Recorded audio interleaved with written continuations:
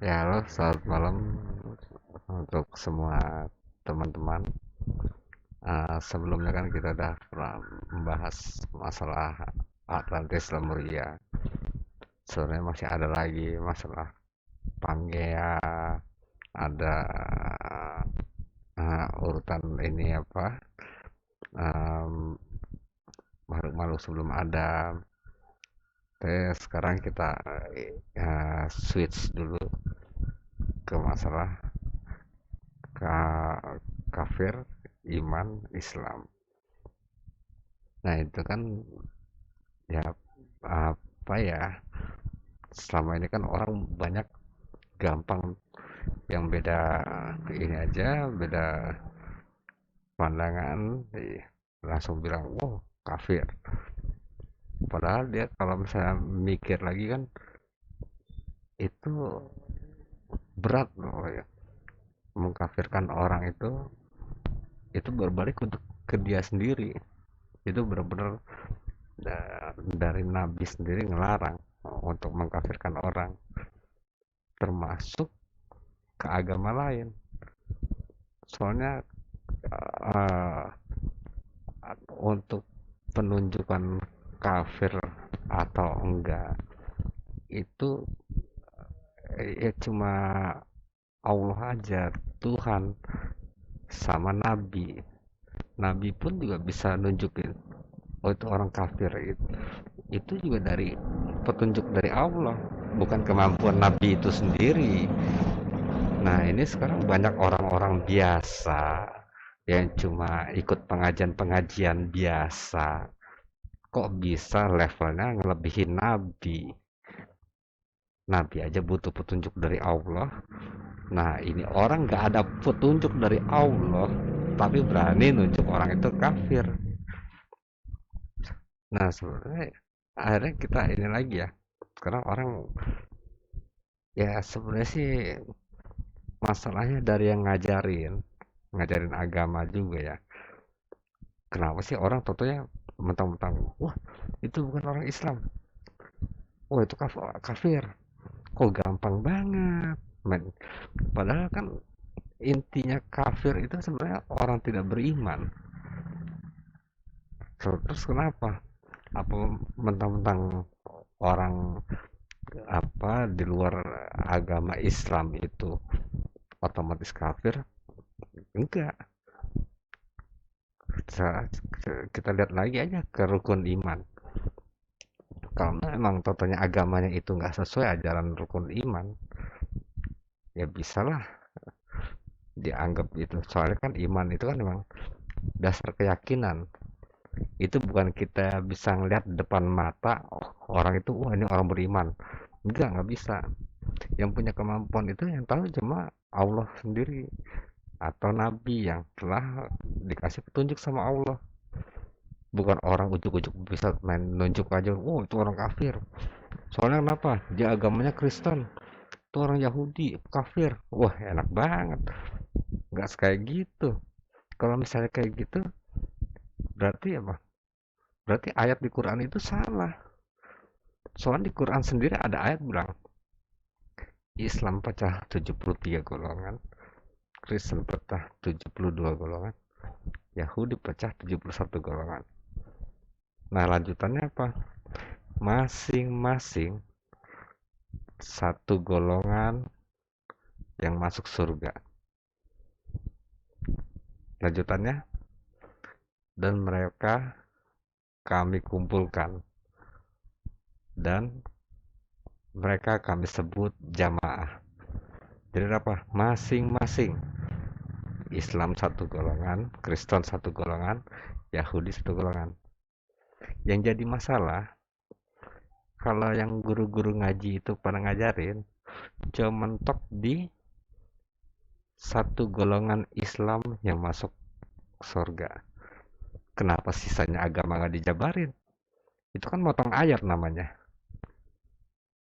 Harusnya dijelasin.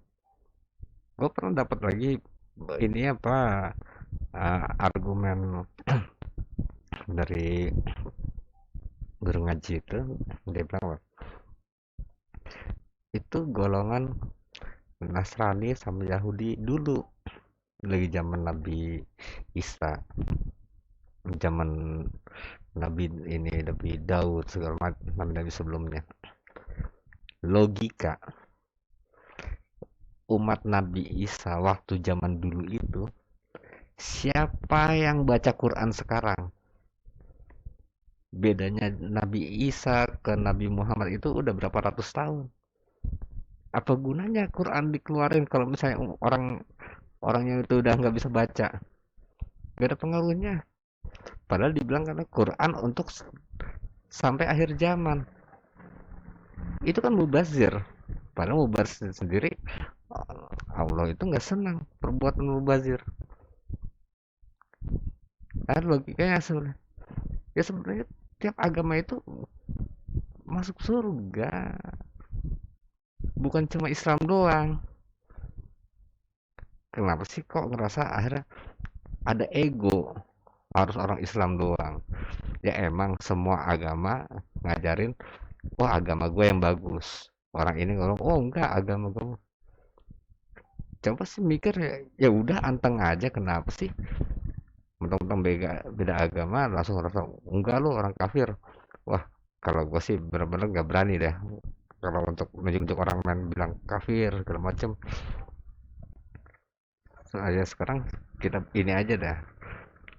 Kalau misalnya dimasukin ke rukun iman, kalau untuk Islam jelas lah, iman pada Allah, malaikat, kitab, nabi, nabi Rasul kan, kodok kodar, hari akhir.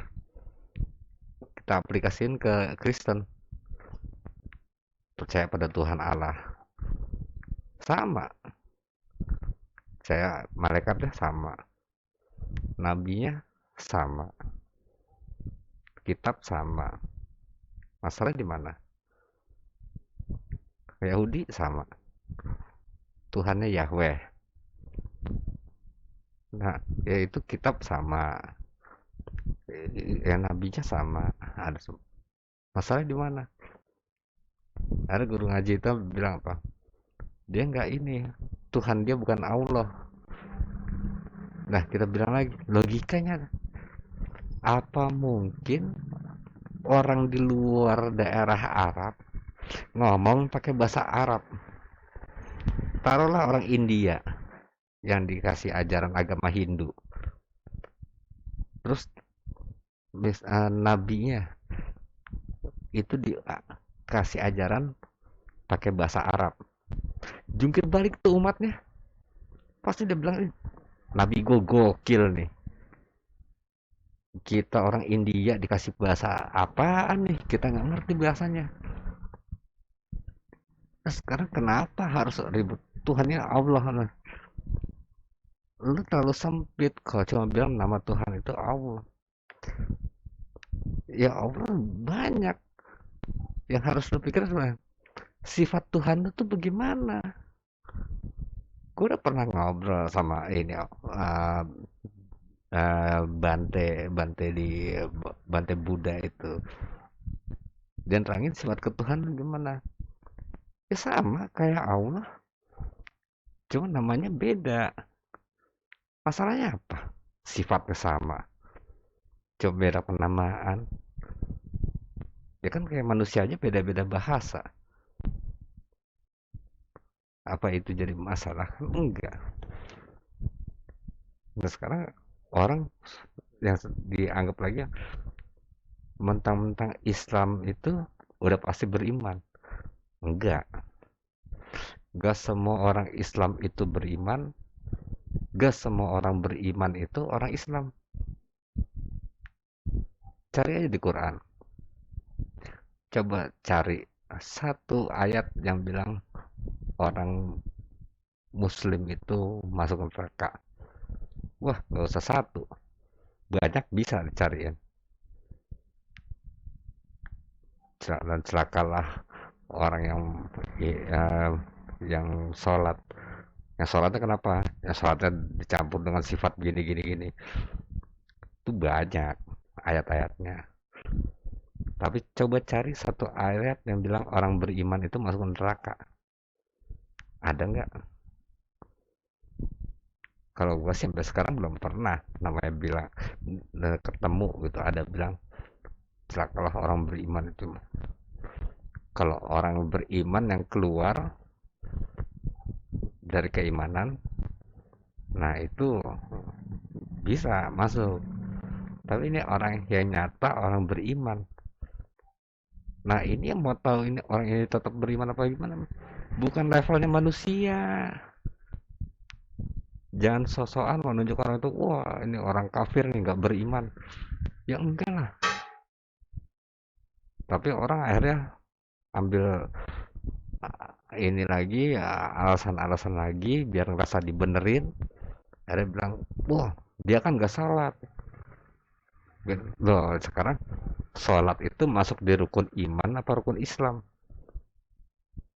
Sholat itu masuk rukun Islam. Nah sekarang kalau misalnya mau masalahin agama lain, semua agama juga punya rukunnya sendiri-sendiri. Kayak macam orang Kristen, dia juga ada ibadah pagi juga ada, macam-macam. Tiap agama punya syariatnya masing-masing. Nah itu juga dia syariatnya itu sesuai ketentuan dari kitab-kitab yang dia punya, dari Bible, dari Injilnya dia punya, dari Taurat, dari Zabur, perjanjian baru, perjanjian lamanya. Itu ada aturan ibadahnya. Nah terus mau dimasalahin. Kalau lu nyalahin ibadah dia, berarti lu nyalahin kitab yang udah diturunin sebelumnya. Padahal itu termasuk apa? Termasuk rukun iman. Lu udah berani nyalahin, berarti lu nggak percaya itu sama kitab itu. Entah lu mau bilang, ini kitab ini udah dirubah-rubah. Ya lu cari aja, mau rubah-rubah. Sekarang yang sarjana-sarjana teologi di Kristen pun juga dia pasti nelaah Injilnya dia. Ya kayak sarjana ini keagamaan di Islam juga. Dia juga nelaah Al-Quran. Sama. Jangan ngerasa Islam tuh paling berkembang. Semakin lama agama itu, semakin dia punya pengembangan ajarannya. Gak mungkin dia cuma stuck di agama situ aja.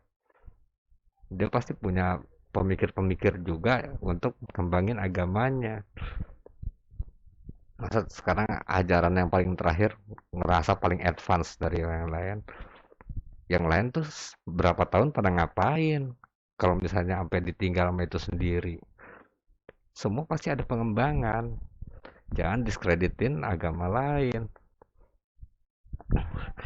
Di sini kan kita udah lihat nih, ada hadis Rasul dari Bukhari Muslim yang Rasulullah bilang, barang siapa yang memanggil seseorang dengan kata-kata kafir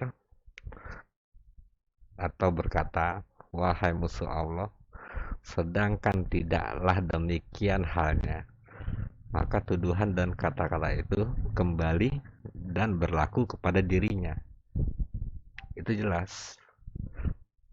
Jadi ya jangan jangan terlalu apa ya, cuma karena ego. Emang kebanggaannya apa dari mengkafirkan orang? Yang tambah ini lagi sekarang kalau lu ngerasa cuma orang Islam doang yang di surga, ya lu ini apa ya? Ya ego lu keterlaluan. Padahal lu sendiri ngerasa ya apa yang lu baca di Quran itu bilang surga mahal, itu luas, seluas alam semesta. Itu setiap orang punya lahan gede. Nah, lu sebagai manusia yang cuma segede atom dibandingin alam semesta, lu mau milikin alam semesta, yang lain nggak boleh, lu mau cemplungin neraka. Lu gimana? Lu serakah banget. Lu nggak pernah mikir mau berbagi sama orang lain. Sampai gue waktu itu ada orang yang ya ikut yang gitulah, yang model-model begitu. Sampai dia bilang, loh kalau misalnya ini gua masuk apa, eh, gua sampai gak masuk surga, untuk apa Nabi Muhammad nggak ini ngajarin untuk ibadah sesuai ajaran agama? Loh, lah kan nggak bisa kayak gitu. Lah enggak lah, gue ibadah hak gue untuk dapat surga. Lah padahal kan orang mau masuk surga masuk neraka itu kan haknya Allah, bukan haknya lu. Lu jangan ngerasa lu ibadah lu wajib masuk surga. Kalau Allah nggak mau beli ini ibadah lu mau gimana? Nggak mau menghargain ibadah lu buat apa? Kenapa gua harus ngasih lu surga? Lu mau ngomong apa? Tapi ngerasa akhirnya, wah, wah, gua udah ibadah paling bagus ini. Wah, gua bilang, gua kalau orang kayak gini, mendingan gua jauhin. Kenapa? Ya jangan sampai bergaul sama orang yang menjerumuskan lu pada kafiran. Itu mendingan lu jauhin. Di Quran sendiri udah jelas. Jangan sampai kamu berkumpul dengan orang-orang kafir. Soalnya secara spiritual lu bisa jeblosin juga. Secara fisik, jika emang ada azab, ya lu kena juga. Soalnya lu berkumpul sama kaum yang akan kena azab. Nah, it, ya gimana ya orang. Tapi kalau misalnya dikasih tahu orang macam kayak gitu tetap ngotot, ngerasa hak lu. Ya gua sebagai orang gua sampai bilang, aduh gua mau minta surga aja gua malu. Gua ngerasa ya banyak lah ya namanya manusia, ya dosa-dosa manusiawi lah. Untuk nuntut surga benar-benar kayaknya gue nggak pantas banget. Gue cuma bisa ngarepin ya ampunan doang udah. Kondisi gue sebagai manusia, kondisi gue terbatas, banyak, banyak kelemahan lah gue sebagai manusia. Gue nggak mau nuntut surga, tapi gue cuma ngarepin ya tolonglah belas kasihan Allah. Allah sendiri tahu bebannya manusia untuk hidup di dunia itu bagaimana. Ya, gue cuma ngarepin dari maha pengampun aja. Tapi gue nggak pernah nuntut dari ibadah gue. Allah wajib masih gue surga. Enggak. Wah itu jauh sama sekali. Gue nggak pernah mikiran gue jadi ini gue jadi udah wajib gue pasti masuk surga. Gue nggak jauh itu. Sama sekali gue nggak pernah mikirin. Wah, gue udah pernah gini nih. Wah ini pahala gue segini. Wah nggak. Sampai namanya orang wah sholat jamaah pahalanya gini-gini. Wah enggak itu jauh. Gua nggak pernah ngitung-ngitung kayak gituan. Lu sholat sholat aja, lu mau puasa puasa aja. Gua selalu pikirin mau pahala kayak gimana, nggak usah. Ya itu sih yang jadi sekarang orang yang jadi uh, ya bilangnya sih ngajak kebaikan gitu kan. Ayo kita sholat berjamaah. Tapi akhirnya jadi kayak keharusan diwajibin. Ayo lo orang Islam ngapain sih sholat sendiri? Ada yang jemaahan. Nah, padahal kewajibannya lu sholat sama keluarga dulu. Makanya kalau ini perempuan bilang aku mencari imam. Nah sekarang kalau misalnya udah married, suaminya sibuk jemaahan di masjid, istrinya mau jamaah sama siapa? Apa mau nyari imam yang lain? Ya pentingin dulu, kecuali di masjid Kalau lu nggak sholat di masjid, itu masjid bubar semua, emang lu harus posisi lu harus ada di masjid untuk hidupin masjid, ya silakan lu jemaahan di masjid. Tapi kalau lu nggak ada tapi jemaahan masih bisa berlangsung terus, untuk apa lu paksain di masjid? Kewajiban utama lu tetap aja harus sama keluarga di rumah. Anak istri lu yang ngajarin agama siapa? Ntar kalau misalnya suruh cari imam yang lain, soalnya ngerasa apa? Wah, gue punya imam kagak bener nih. Gak pernah ngelaksanain tugasnya sama keluarga. Mau gimana? Mau ngejar apa alasan 27 ini derajat pahalanya. Lalu sama bini lu sendiri juga itu udah pahala. Kenapa lu harus ribut ke sholat di masjid? Itu yang akhirnya kalau sampai akhir jadi patokan. Ah, dia orang Islam nggak pernah sholat di masjid. Terus masalahnya apa? Emang sholat tuh harus sholat di masjid? Ini akhirnya orang ya gimana ya? Kalau dibilang dia mau ngajak untuk kebaikan, tapi yang ada akhirnya kayak mau nunjukin kayak gua nih sholat di masjid mulu, jemaah terus. Jadi kayak gitu. Ya kalau gue sih digituin, akhirnya gue ketawa. Kalau gue mau balikin sebenarnya gampang. Gue tinggal bilang aja, lu kenapa baru sibuk sholat di masjid sekarang? Gue dari dulu sholat masjid, gue nggak pernah ribut. Dulu lagi gue sholat di masjid, lu kemana? Tinggal gitu doang. Sama kayak orang yang ngomong itu, yang dari gerombolan itu tuh.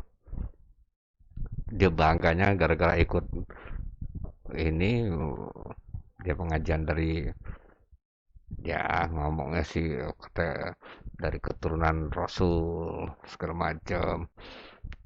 Ada bilang, gue dulu rusaknya kayak gimana, segala macam dosa gue udah pernah rasain, namanya sampai minuman segala macam gue udah pernah rasain.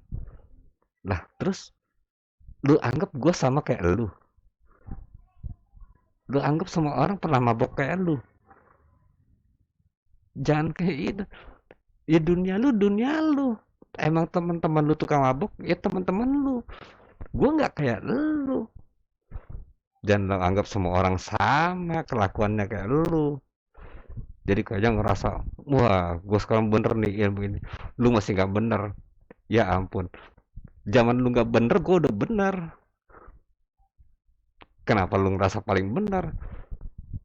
Gara-gara lu hidup lu ancur-ancuran berpuluh tahun, lu mau ngebut, mau ninggalin yang bertahun-tahun dosa lu numpuk, lu mau ngebut, langsung level lu mau naikin sama jajaran orang-orang yang nggak kayak lu, yang nggak kayak gitu cara agama.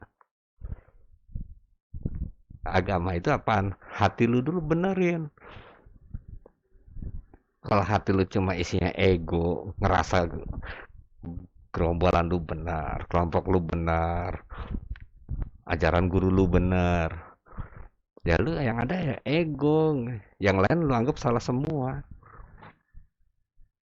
Ya sebenarnya dari masalah dari yang bilang pecah berbagai golongan itu akhirnya apa? Semua golongan ngerasa dia sebagai satu golongan itu yang masuk surga. Padahal ya kalau misalnya mau dilihat lagi, intinya apa? Lu jadi orang beriman aja bener udah.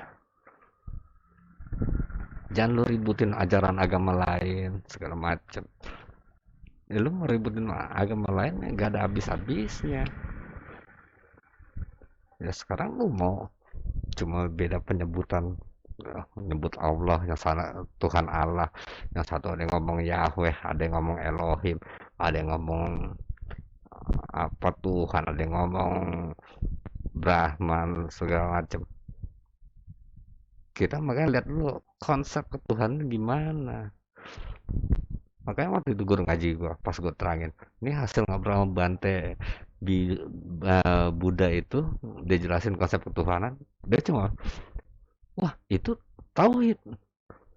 Lah yang ngomong kafir tuh siapa? Lu nggak kenal ajaran agama yang lain, tapi lu berani kafirin. Padahal jelas efeknya apa mengkafirkan tentunya orang yang nggak kafir berbalik ke diri sendiri. Terus lu ngerasa apa? Ngerasa senang bisa mengkafirkan orang lain. Di mana rasa rasa senangnya tuh di mana? Hasilnya nggak ada kok. Cuma enak di ucapan doang. Tapi buat ke diri lu apa? Musibah. Ya emang sih kalau misalnya untuk model ustad-ustad yang ya yang cuma ngejar amplop doang lah. Paling gampang ngajarin cuma gitu. Untuk orang Kristen, ini Yahudi itu kafir. Di luar Islam kafir. Paling gampang. Coba lo kalau serangan. Orang Kristen gimana? Ya kita lihat dulu. Coba kita masukin ke rukun iman. Iman dia gimana untuk ketuhanan gimana, untuk nabi gimana, kita gimana. Lu nggak selesai nerangin, dapat amplop lu lama. Pasti banyak ditanyain. Paling cepet nerangin, udah tinggal ngomong gitu doang. Yang Kristen kafir, Yahudi kafir. Udah dapat amplop, udah pulang. Lu bahagian nerima amplop, umat lu bego. Dikadalin aja. Tapi efeknya ya lu ngejerumis seorang itu pada kekafiran. Cuma gara-gara apa ya? Lu ngejar amplop, lu ngejar ego, yang celaka banyak. Ya akhirnya ya kaburnya politis juga. Untuk mencapai keinginan lu, ya lu ngejual ayat. Nah itu dosanya ada lagi, orang menjual ayat-ayat untuk kepentingan duniawi. Ada lagi dosanya. Nah tapi ya orang-orang kayak gitu ya emang sekarang sih ada banyak main ngomong ini kafir itu kafir, gampang banget. Gak usah yang beda agama, sama-sama Islam aja bilang, wah lu kafir lu gini, buset parah dah. Itu nggak tahu tuh cara, aduh gurunya tuh nyari ilmunya di mana nggak paham dah.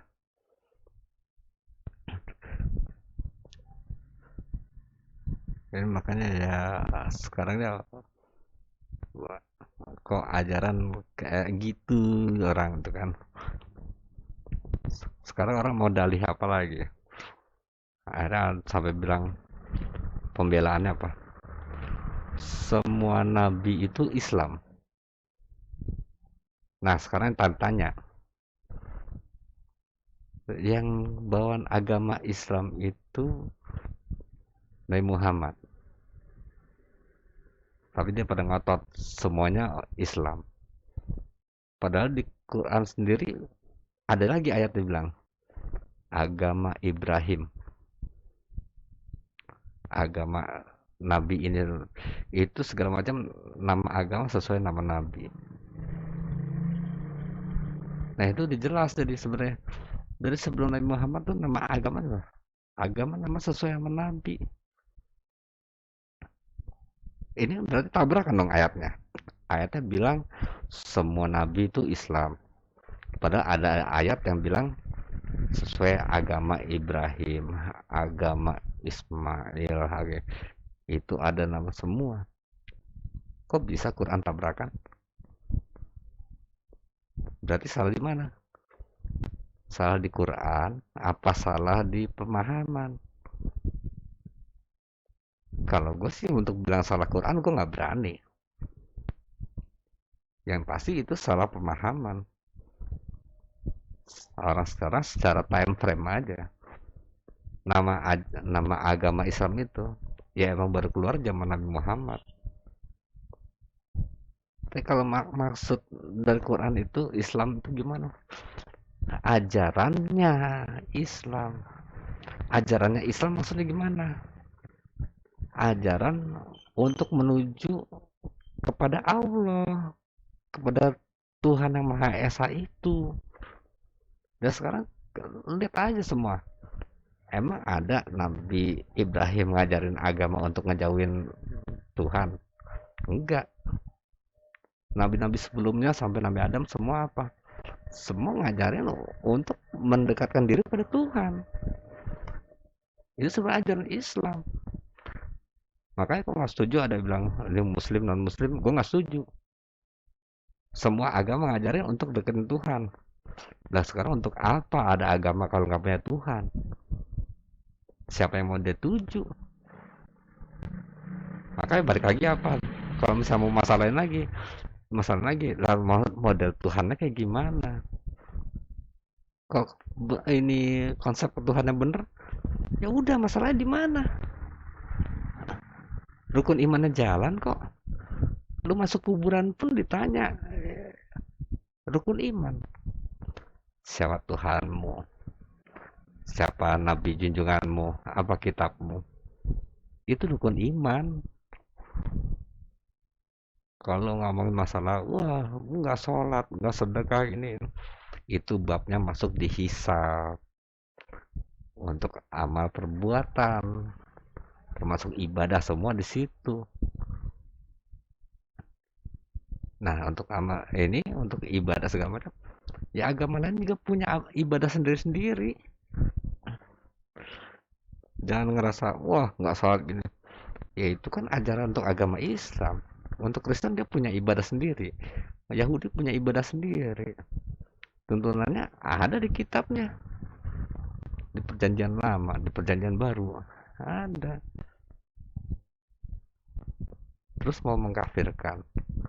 Ya lu berani mengkafirkan itu ya berarti lu mengkafirkan ya ya lu nggak ngakuin itu kitab Allah.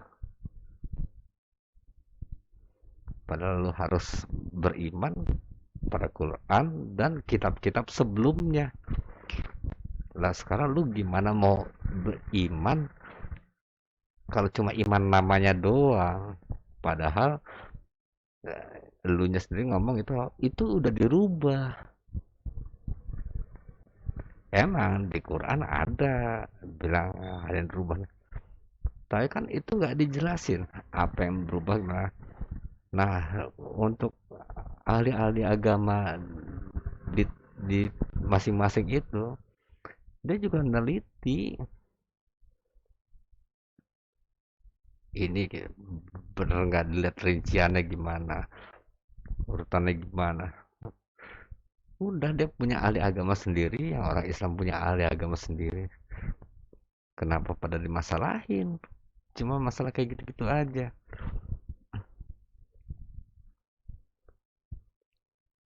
Ya sebenarnya sih lebih kayak gitu ya. Nih kayak di ini nih, di Al-Baqarah ayat 62. Sungguhnya orang-orang mukmin tuh, orang-orang beriman tuh ya, orang-orang mukmin, orang-orang Yahudi, orang-orang Nasrani, dan orang-orang Sobiin. Siapa saja di antara mereka yang benar-benar beriman kepada Allah, hari kemudian dan beramal soleh, mereka akan menerima pahala dari Tuhan mereka. Tidak ada kekhawatiran kepada mereka dan tidak pula mereka bersedih hati. Nah, ini keterangan Sobiin ini apa? Ini ada yang orang yang keluar dari agamanya yang asal dan masuk ke dalam agama lain. Mereka adalah orang yang menyembah malaikat, sholatnya tidak menghadap kiblat, dan mereka membaca Zabur. Ada juga yang bilang Sabi'in ini termasuk ahli kitab. Oleh karena itu dihalalkan memakan sembelihan mereka dan mengawini wanita mereka. Nah, ada lagi yang bilang kaum yang tinggal di sebelah negeri Irak. Kaum yang suka menangis, beriman kepada semua nabi, serta puasa selama 30 hari setiap tahun. Mereka sholat menghadap Yaman setiap harinya sebanyak 5 kali. Ini merupakan penggambaran tokoh ahli kitab, walau keberadaannya tidak seperti kaum Yahudi maupun Nasrani. Ini sebenarnya ada, cuma ya ini Quran udah ada ya,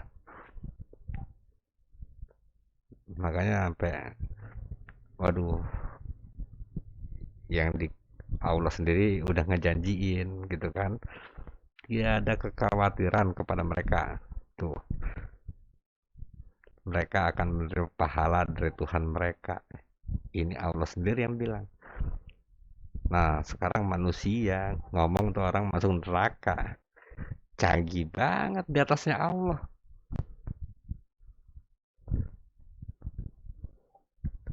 Makanya nggak ngerti nih orang belajar agama dari mana. Orang ngomong ajaran, wah ini datang udah langsung dari ahlinya ini sekarang. Lu punya Quran gak pernah baca apa? Paling gak lu baca yang inilah ini dasarnya lu beragama. Lu kalau nggak punya iman, lu beragama atas dasar apa kalau nggak punya iman? Nih ada lagi ya. Al-Baqarah ayat 285. Rasul telah beriman pada Al-Quran, Al-Quran kepadanya dari Tuhannya.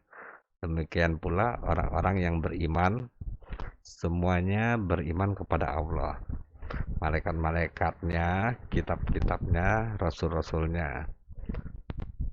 Terus mereka mengatakan, kami tidak membeda-bedakan antara seseorang pun dengan yang lain dari rasul-rasulnya. Nah, berarti nabi dari paling awal sampai paling terakhir itu tidak dibeda-bedain, sama semua.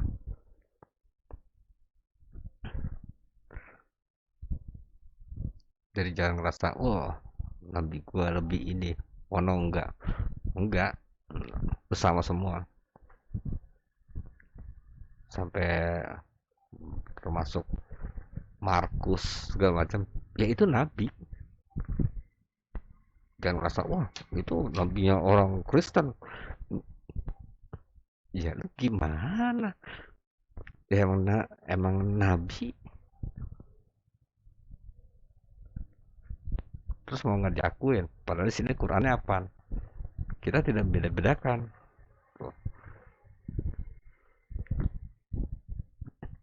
Nih kan, hmm,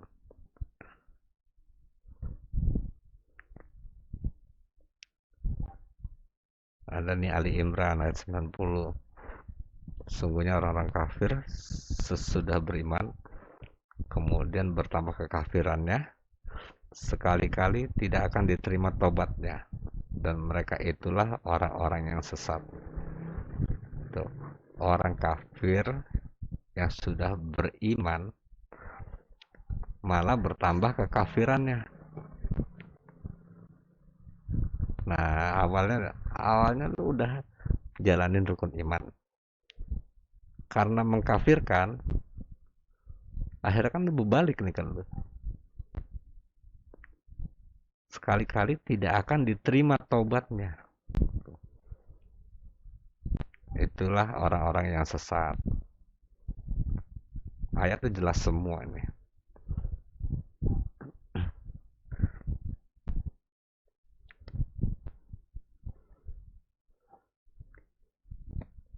Ada lagi nih orang beriman, hai orang beriman, taatilah Allah dan Rasulnya dan ulil amri di antara kamu. Tuh, ulil amri itu penguasa, penguasa negara, penguasa negeri. Kemudian jika kamu berlainan pendapat tentang sesuatu, maka kembalikanlah ia kepada Allah, Al-Quran dan Rasul atau sunnahnya. Ya, kamu benar-benar beriman kepada Allah dan hari kemudian, yang demikian itu lebih utama dan lebih baik akibatnya. Ini di An-Nisa ayat 59. Ini ada lagi An-Nisa ayat 159. Tidak ada seorang pun dari ahli kitab kecuali akan beriman kepada Isa atau Yesus sebelum kematian. Dan di hari kiamat nanti Isa akan menjadi saksi terhadap mereka. Akan beriman kepada Isa atau Yesus sebelum kematiannya. Coba. Nah, di hari kiamat Isa itu akan jadi saksi terhadap mereka. Sekarang kalau yang orang pada ini sebenarnya di Quran dikasih tahu gitu kan. Tapi kenapa sih bilang yang dibaca tuh cuma wah yang ini perangi Yahudi, perangi Nasrani. Wah, padahal ini ayatnya yang lain udah jelas semua. Banyak dibahas masalah ayat-ayat yang masalah iman itu. Ini semua pada termasuk golongan orang beriman. Tapi kok ya cuma karena beda penamaan agama ya. Makanya akhirnya ya itu yang jadi masalah sebenarnya. Karena ada ayat yang bilang itu Muslim dianggap akhirnya, oh itu berarti Islam, agama Islam. Ini harus di ini lagi, di detailin lagi. Islam yang sebagai apa? Sebagai uh, panduan jalan beragama, apa sebagai penamaan? Itu yang bikin rancu. Ya sekarang ya akhirnya ya orang beragama gara-gara ego,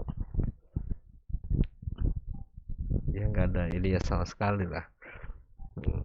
Ya apa ya, kok kayak kualitas pada jeblok gitu kan.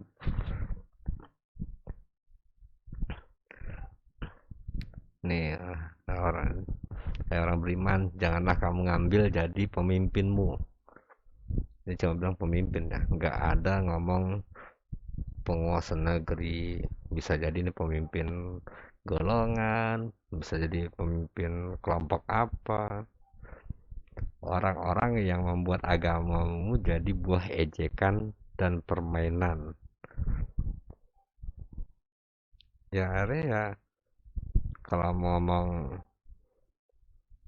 yang ngejatuhin nama agama, ya orang-orang yang model begini ajarannya akhirnya dibelok-belokin sesuai maunya dia, ujung-ujungnya masalah duit. Ya akhirnya malu semua umat agama itu.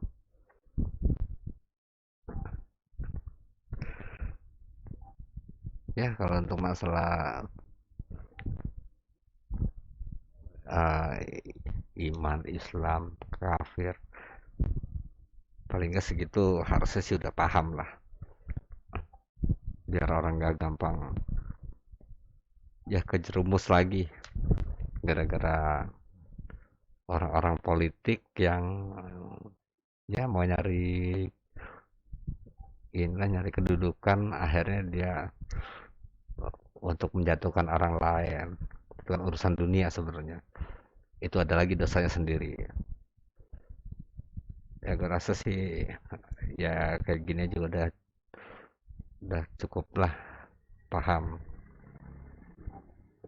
Segitu sih dari gua. Oke, terima kasih semua.